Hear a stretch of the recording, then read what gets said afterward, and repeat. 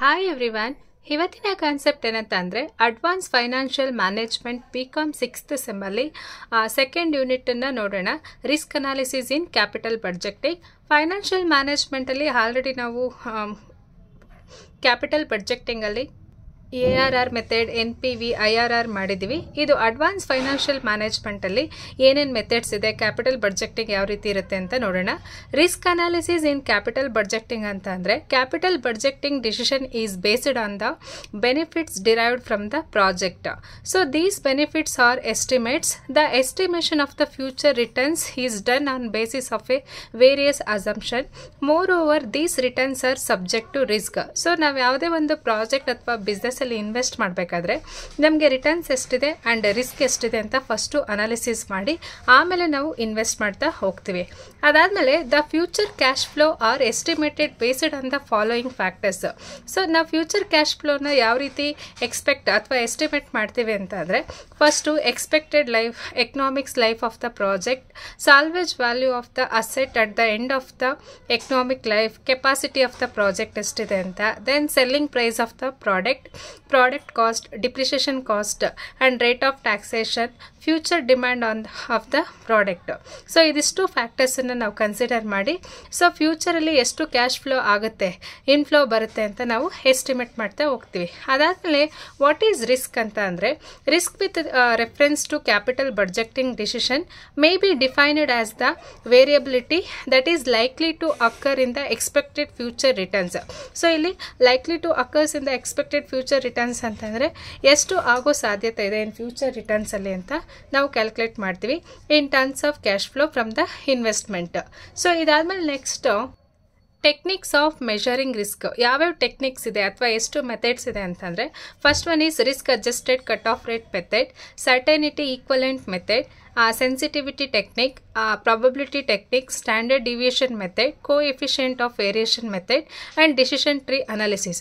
So total 7 methods ಅಥವಾ 7 ಟೆಕ್ನಿಕ್ಸ್ನ ನಾವು ರಿಸ್ಕ್ನ ಮೆಷರ್ ಮಾಡೋಕ್ಕೆ ಯೂಸ್ ಮಾಡ್ತೀವಿ. ಸಪೋಸ್ ಯಾವುದಾದ್ರು 2 ಮಾರ್ಕ್ಸ್ ಕೇಳಿದ್ರೆ right any 2 techniques or methods of measuring risk or analysis risk ಅಂತ ಅಂದರೆ ಯಾವುದಾದ್ರು 1, 2, 3 ಪಾಯಿಂಟ್ಸ್ನ ಬರೀರಿ, ಇದನ್ನೇ ಆನ್ಸರ್ ಆಗಿ. ಸೊ ಫಸ್ಟ್ ಇವಾಗ risk adjusted cut off rate method ಮೇಲೆ ನಾವು ಪ್ರಾಬ್ಲಮ್ಸ್ ಆ್ಯಂಡ್ ಕಾನ್ಸೆಪ್ಟ್ನ ನೋಡೋಣ. So here risk adjusted cutoff rate method.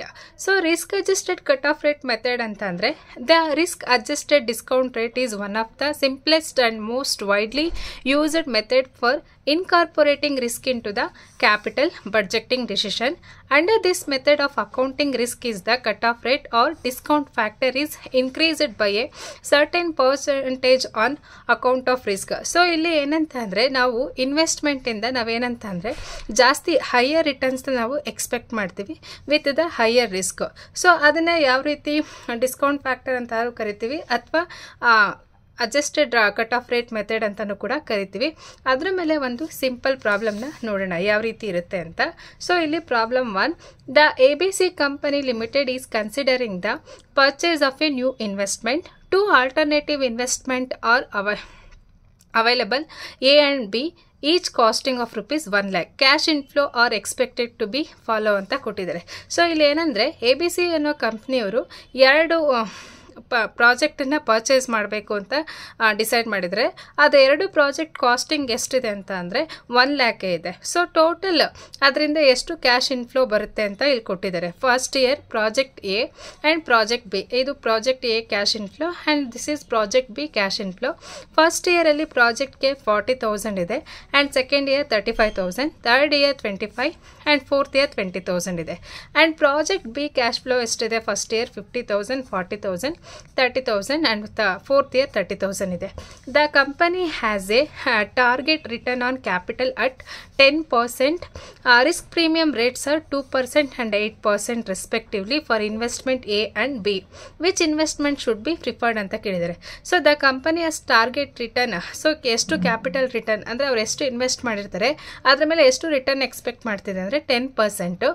ಅದ್ರ ಜೊತೆಗೆ ಎಷ್ಟು ರಿಸ್ಕ್ ಇದೆ ಅಂತ ಅಂದರೆ ರಿಸ್ಕ್ ಪ್ರೀಮಿಯಂ ರೇಟ್ ಅಂದರೆ ಎಕ್ಸ್ಟ್ರಾ ಎಷ್ಟು ರಿಸ್ಕ್ ಇರುತ್ತೆ ಅಂತ ಎಕ್ಸ್ಪೆಕ್ಟ್ ಮಾಡಿದ್ದಾರೆ ಅಂದರೆ ಪ್ರಾಜೆಕ್ಟ್ ಕೆಗೆ 2% ಆ್ಯಂಡ್ ಪ್ರಾಜೆಕ್ಟ್ ಬಿಗೆ 8% ರೆಸ್ಪೆಕ್ಟಿವ್ಲಿ. ಸೊ ಏನಂತಂದರೆ ಈ 10% ಪ್ಲಸ್ ಪ್ರಾಜೆಕ್ಟ್ ಎ 2% ಅಂದರೆ ಟೋಟಲ್ 12% ಆಗುತ್ತೆ. ದೆನ್ ಪ್ರಾಜೆಕ್ಟ್ ಬಿಗೆ 10% ಪ್ಲಸ್ 8% ಅಂತಂದರೆ ಟೋಟಲ್ 18% ರಿಸ್ಕನ್ನು ಎಕ್ಸ್ಪೆಕ್ಟ್ ಮಾಡ್ತಾ ಇದ್ದಾರೆ. And which investment should be preferred ಅಂತ. ಸೊ ಈ ಎರಡು ಪ್ರಾಜೆಕ್ಟಲ್ಲಿ ವಿಚ್ ಈಸ್ ದ ಬೆಸ್ಟ್ ಅನ್ನೋದನ್ನು ನಾವಿಲ್ಲಿ ಕ್ಯಾಲ್ಕುಲೇಟ್ ಮಾಡ್ತಾ ಹೋಗಬೇಕು. ಸೊ ಯಾವ ರೀತಿ ಅಂತ ನೋಡೋಣ. ಸೊ ಇಲ್ಲಿ first calculation of net present value of project A ಅಂತ ತೊಗೊಳ್ಳಿ. ಸೊ ಫಸ್ಟು ನಾವು ಪ್ರಾಜೆಕ್ಟ್ ಎಗೆ ಕ್ಯಾಲ್ಕುಲೇಟ್ ಮಾಡೋಣ. ಸೊ ಇಲ್ಲಿ ಯಾವ ರೀತಿ ಕಾಲಮ್ ತೊಗೋಬೇಕಂದ್ರೆ ಈ year and P V factors ಅಂದರೆ ಇಲ್ಲಿ ಪ್ರೆಸೆಂಟ್ ವ್ಯಾಲ್ಯೂ ಫ್ಯಾಕ್ಟರ್ಸ್ ಎಷ್ಟಿರುತ್ತೆ ಅಂತ ನಾವು ಇಲ್ಲಿ ಆಲ್ರೆಡಿ ಟೋಟಲ್ ಪ್ರಾಜೆಕ್ಟ್ ಎಗೆ 10% ಪ್ಲಸ್ 2% ಅಂದರೆ ಅವ್ರು ಪ್ರಾಜೆಕ್ಟ್ನ ಕಂಟಿನ್ಯೂ ಮಾಡ್ತಾ ಇದ್ದಾರೆ ಅಂದರೆ ಇನ್ನೂ ಎಷ್ಟು ರಿಸ್ಕ್ ಆಗುತ್ತೆ ಅಂದರೆ ಇಲ್ಲಿ ಪ್ರಾಜೆಕ್ಟ್ ಎಗೆ 2% ಕೊಟ್ಟಿದ್ದಾರೆ ಆ್ಯಂಡ್ ಬಿಗೆ 8% ಕೊಟ್ಟಿದ್ದಾರೆ. 10 ಪ್ಲಸ್ 2 12 ಆಯಿತು. ಸೊ ಇಲ್ಲಿ P V factors of 12% and cash inflow of A project A ಎಷ್ಟು ಕ್ಯಾಶ್ ಇನ್ಫ್ಲೋ ಇದೆ ಫಾರ್ 4 ಇಯರ್ ಅಂತ ಕೊಟ್ಟಿದ್ದಾರೆ. ಅದನ್ನು ನಾವು ಯಾವ ರೀತಿ ಕ್ಯಾಲ್ಕುಲೇಟ್ ಮಾಡೋದಂತ ಹೇಳ್ತೀನಿ ನೋಡಿ. ಈಗ ನಾವು ಪಿ ವಿ ಫ್ಯಾಕ್ಟರ್ನ ಕ್ಯಾಲ್ಕುಲೇಟ್ ಮಾಡಬೇಕಾದ್ರೆ ಒಂದು ಫಾರ್ಮುಲಾ ಇದೆ, ಏನಂದರೆ 1 divided by 1 plus r. So ಇಲ್ಲಿ ಏನಂತಂದರೆ 1 is the common factor, 1 divided by 1 plus r. So ಇಲ್ಲಿ ರೇಟ್ ಟೋಟಲ್ ಎಷ್ಟಿದೆ ಅಂದರೆ 12% ಇದೆ. ಸೊ ಹಂಗಾಗಿ 1 ಡಿವೈಡೆಡ್ ಬೈ 1.12 ಮಾಡಿ. ಸೊ ಫಸ್ಟ್ ಇಯರ್ ಎಷ್ಟು ಬರುತ್ತೆ ಅಂದರೆ 0.892 ಇದೆ. ಸೊ ಸಿಂಪಲ್ ಆಗಿ ಇಲ್ಲಿ ಈಕ್ವಲ್ಸ್ ಮಾಡ್ತಾ ಇದ್ರೆ ಇದು ಸೆಕೆಂಡ್ ಇಯರ್ಗೆ ಆ್ಯಂಡ್ ಥರ್ಡ್ ಇಯರ್ಗೆ ಫೋರ್ತ್ ಇಯರ್ಗೆ ಬರುತ್ತೆ. ಸೊ ಏನಂದರೆ ಎಕ್ಸಾಮಲ್ಲಿ ಯೂಶ್ವಲ್ ಆಗಿ ನಾವು ಕ್ಯಾಲ್ಕುಲೇಟರ್ನ ಯೂಸ್ ಮಾಡ್ತೀವಿ. ಸೊ ಹಾಗಾಗಿ ಈ ಮೆಥಡ್ನ ನೀವು ಫಾಲೋ ಮಾಡಿ, ಆಲ್ರೆಡಿ ನಿಮಗೆ ಇದು ಗೊತ್ತಿರುತ್ತೆ. ಸೊ ಇಲ್ಲಿ 12%ಗೆ ಅಂತಂದರೆ ಫಾರ್ 4 ಇಯರ್ ನಾವು ಪಿ ವಿ ಫ್ಯಾಕ್ಟರ್ನ ಕ್ಯಾಲ್ಕುಲೇಟ್ ಮಾಡಬೇಕು. 1 ಡಿವೈಡೆಡ್ ಬೈ 1.12 ಮಾಡಿದ್ರೆ ಫಸ್ಟ್ ಇಯರ್ಗೆ ಎಷ್ಟು ಬರುತ್ತೆ ಅಂದರೆ 0.892 ಆ್ಯಂಡ್ ಸೆಕೆಂಡ್ ಇಯರ್ಗೆ 0.797 ಆ್ಯಂಡ್ ಥರ್ಡ್ ಇಯರ್ಗೆ 0.11 ಇದೆ. ಇಲ್ಲಿ 7 ಇರೋದ್ರಿಂದ 0.712 ಆ್ಯಂಡ್ ಫೋರ್ತ್ ಇಯರ್ಗೆ 0.636 ಅಂತ ತೊಗೊಳ್ಳಿ. ಸೊ ಅದಾದಮೇಲೆ ನೆಕ್ಸ್ಟು ನಮ್ಗೆ ಏನಂತಂದರೆ ಕ್ಯಾಶ್ ಫ್ಲೋ ಕೊಟ್ಟಿದ್ದಾರೆ. ಪ್ರಾಜೆಕ್ಟ್ ಎಷ್ಟಿದೆ, first year 40,000, second year 35, third year 25 and fourth year 20,000 ಕೊಟ್ಟಿದ್ದಾರೆ. ಇವಾಗ ಇದೆರಡನ್ನು ಕೂಡ ಮಲ್ಟಿಪ್ಲೈ ಮಾಡೋಣ. ಏನಂತಂದರೆ 0.892 ಇಂಟು 40,000 ಮಾಡಿದ್ರೆ ನಮಗೆ ಇಲ್ಲಿ P V of project A ಎಷ್ಟು ಸಿಗುತ್ತೆ ಅಂದರೆ 35,680. ಅದೇ ರೀತಿ 0.797 ಇಂಟು 35,000 ಮಾಡಿದರೆ ಎಷ್ಟಾಗುತ್ತೆ ಅಂದರೆ 27,895. ಹಾಗೆ 0.712 ಇಂಟು 25,000 ಮಾಡಿದರೆ ಟೋಟಲ್ ಎಷ್ಟು ಬರುತ್ತೆ 17,800. ಹಾಗೆ ನೆಕ್ಸ್ಟು 0.636 ಇಂಟು 20,000 ಮಾಡಿದರೆ ಟೋಟಲ್ ಎಷ್ಟು ಅಂದರೆ 12,720 ಬರುತ್ತೆ. ಈಗ total P V of cash flow ಎಷ್ಟಿದೆ ಎಲ್ಲ 4 ಇಯರ್ಸಿಂದ ಅಂದರೆ ಇದಿಷ್ಟನ್ನು ಆ್ಯಡ್ ಮಾಡಿದ್ರೆ 35,680 ಪ್ಲಸ್ 27,895 ಪ್ಲಸ್ 17,800 ಪ್ಲಸ್ 12,720 ಟೋಟಲ್ ಮಾಡಿದರೆ ಎಷ್ಟು ಬರುತ್ತೆ ಅಂದರೆ 94,135 ಬರುತ್ತೆ. ಸೊ ಇಲ್ಲಿ 35,680 ಪ್ಲಸ್ 27,895 ಪ್ಲಸ್ 17,800 ಪ್ಲಸ್ 12,720 ಟೋಟಲ್ ಮಾಡಿದ್ರೆ ಇಲ್ಲಿ ಇಲ್ಲಿ ಟೋಟಲ್ ಎಷ್ಟಾಗಿದೆ ಅಂತಂದರೆ 94,095 ರುಪೀಸ್ ಆಗಿದೆ. So total present value of cash outflow. So cash outflow ಅಂತ ಅಂದರೆ ಎಷ್ಟು ಇನ್ವೆಸ್ಟ್ ಮಾಡಿದ್ವಿ ಅಂತ. ಸೊ ಇಲ್ಲಿ 1 lakh, ಸಾರಿ ಫಾರ್ ದ ಇಲ್ಲಿ ಕ್ಯಾಲ್ಕುಲೇಷನ್ ಸ್ವಲ್ಪ ರಾಂಗ್ ಆಗಿತ್ತು. Total P V of cash outflow ಅಂತ ಅಂದರೆ ಎಷ್ಟು ಇನ್ವೆಸ್ಟ್ ಮಾಡಿದ್ವಿ ಅಂದರೆ 1 lakh. ಆವಾಗ ನೆಟ್ ಪ್ರೆಸೆಂಟ್ ವ್ಯಾಲ್ಯೂ ಎಷ್ಟು ಬರುತ್ತೆ ಅಂದರೆ ನಮಗೆ 1 lakh ಇದನ್ನು ಲೆಸ್ ಮಾಡಿದ್ರೆ 5,905 ರುಪೀಸ್ ಬರುತ್ತೆ.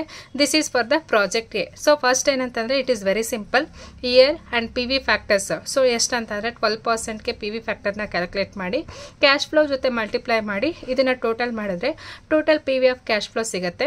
ಅದ್ರ ಜೊತೆಗೆ total P V of cash outflow ಅಂತಂದರೆ ಎಷ್ಟು ಇನ್ವೆಸ್ಟ್ಮೆಂಟ್ ಮಾಡಿದ್ವಿ, ಇದು ಎರಡು ಡಿಫ್ರೆನ್ಸ್ ಅಥವಾ ಇದರಿಂದ ಲೆಸ್ ಮಾಡಿದ್ರೆ ನಮಗೆ ನೆಟ್ ಪ್ರೆಸೆಂಟ್ ವ್ಯಾಲ್ಯೂ ಎಷ್ಟಿದೆ ಅಂತಂದರೆ 5,905 ರುಪೀಸ್ ಇದೆ. ಅದಾದಮೇಲೆ ನೆಕ್ಸ್ಟು ಪ್ರಾಜೆಕ್ಟ್ ಬಿಗೆ ಕ್ಯಾಲ್ಕುಲೇಟ್ ಮಾಡೋಣ. ಪ್ರಾಜೆಕ್ಟ್ ಬಿಗೂ ಕೂಡ same net present value of project B ಅಂತ ತೊಗೊಳ್ಳಿ.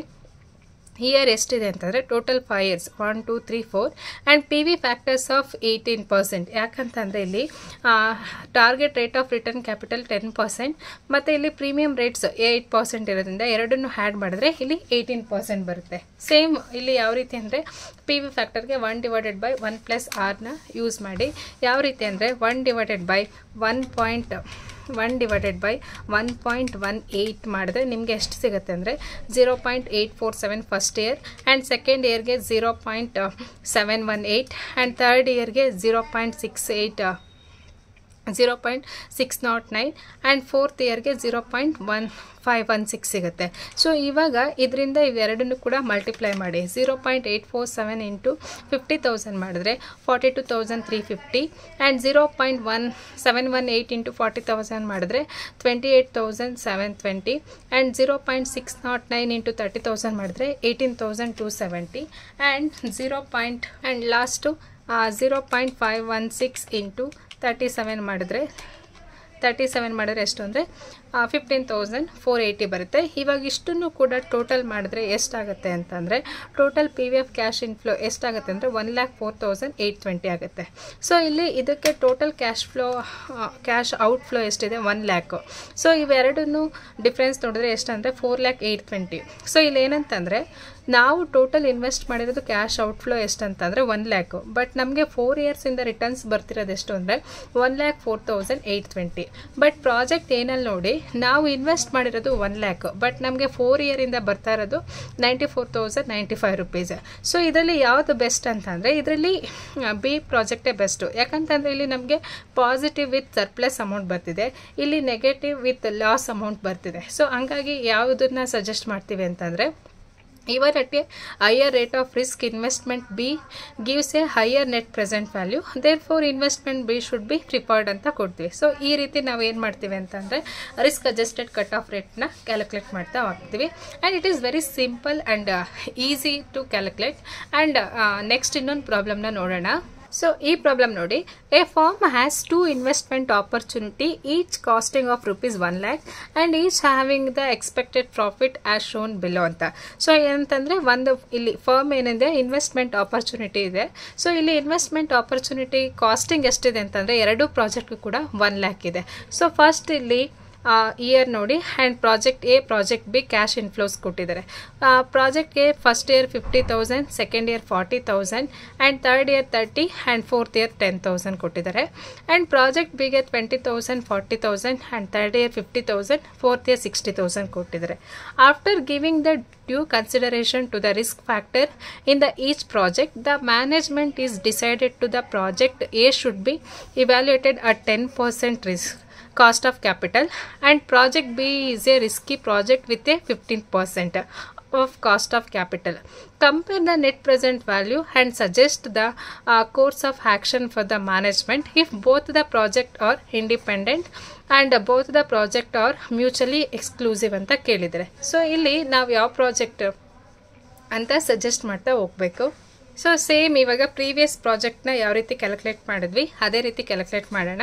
Calculation of net present value first ಇಲ್ಲಿ ಏನಂತಂದರೆ ಪ್ರಾಜೆಕ್ಟ್ ಎಗೆ ಆ್ಯಂಡ್ ಇಲ್ಲಿ ಪ್ರಾಜೆಕ್ಟ್ ಬಿ. ಫಸ್ಟ್ ಏನಂತಂದರೆ total year PV factors. So project ಎಗೆ ಎಷ್ಟು ಕಾಸ್ಟ್ ಆಫ್ ಕ್ಯಾಪಿಟಲ್ ಕೊಟ್ಟಿದ್ದಾರೆ ಅಂದರೆ 10% ಕೊಟ್ಟಿದ್ದಾರೆ, ಆ್ಯಂಡ್ ಪ್ರಾಜೆಕ್ಟ್ ಬಿಗೆ 15% ಕೊಟ್ಟಿದ್ದಾರೆ. ಸೊ ಇಲ್ಲಿ ಫಸ್ಟು 10%ಗೆ PV ಫ್ಯಾಕ್ಟರ್ನ ಕ್ಯಾಲ್ಕುಲೇಟ್ ಮಾಡೋದು very easy. First fourth year ಬರ್ಕೊಳ್ಳಿ, first year, second year, third year, fourth year, and PV factor 10% for 4 year ಅಂದರೆ ಸೇಮ್ 1/1.10 ಮಾಡಿದ್ರೆ ಎಷ್ಟು ಬರುತ್ತೆ ಅಂದರೆ 0.909 ಇಸ್ ಈಕ್ವಲ್ ಮಾಡ್ತಾ ಹೋಗಿ 0.826 for second year, and 0.751 for third year, and 0.683 for fourth year. So ಅದಾದಮೇಲೆ next project cash inflows ಕೊಟ್ಟಿದ್ದಾರೆ ಎಷ್ಟಂದರೆ 50,000, 40,000, 30,000, and fourth year 20,000.